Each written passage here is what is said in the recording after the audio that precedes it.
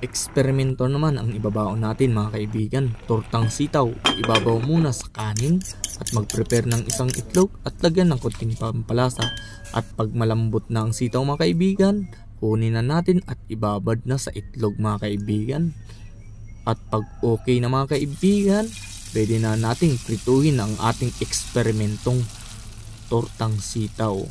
At pagkalipas ng ilang minuto lang mga kaibigan, ilagay mo na ang natitirang itlog at pwede na yan mga kaibigan. Pwede na nating ibaon yan. Let's go! Kain na naman tortang sitaw mga kaibigan. Mga eksperimentong ulam pero the best. Sitaw pwede palang tortahin. Sarap pa yan ang tortang to.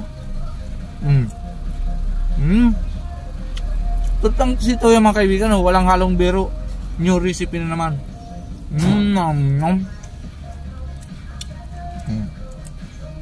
Gayahin nyo na mga kaibigan. Tipid lang kasi yung sitaw mga kaibigan. 150 yung kilo.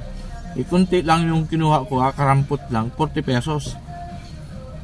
Kumuha ko ng 4 na piraso, ginawa kong ganito. Tapos yung tira, ginisa ko kanina sa yung sa Relief Goods na 5-5 apretada. Masarap din. Tapos bumili ako kanina ng itlog sa 10 pesos Kaya yung 60 pesos namin mga kaibigan, almusal na, tanghalian pa. Kapag baon pa ko,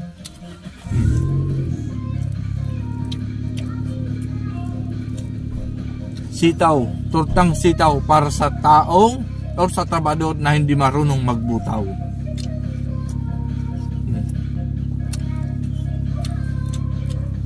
Ano nagpadialo yung ka?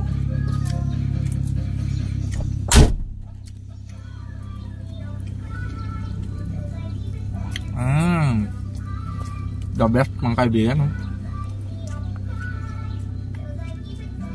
Mga bagong paandar ko na ito mga kaibigan.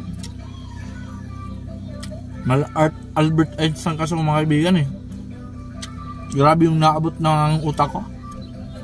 Kahit tortang sitaw talagang pinag-eksperimentoan ko ba.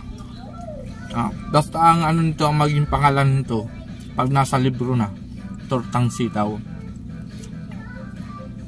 Baka ako pala ang gumagawa nito sa buong Pilipinas mga kaibigan. Ganyan kasi pagka laging pagod sa trabaho kung ano-anong naiisip. At syempre, pagka nagtitipid, lahat mo talaga gagawin para makatipid. At syempre, nakakagawa ka ng mga imposible. Nagagawa mong posible.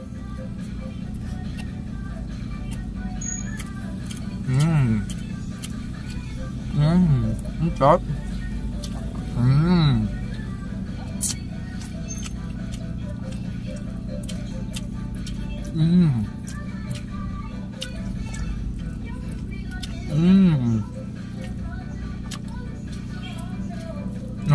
Nom.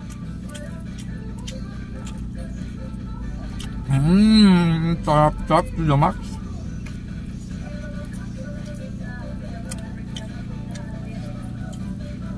Ang mga luto ko mga kaibigan, mga pangtipid lang yan.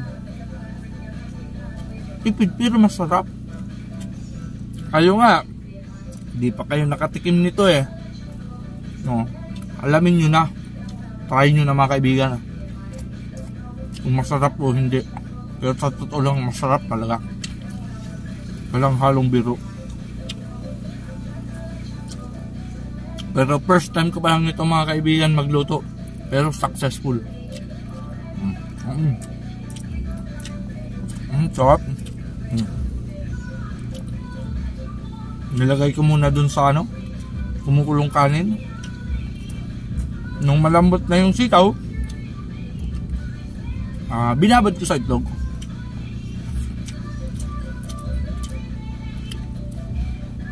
Pagkatapos nung nababad na,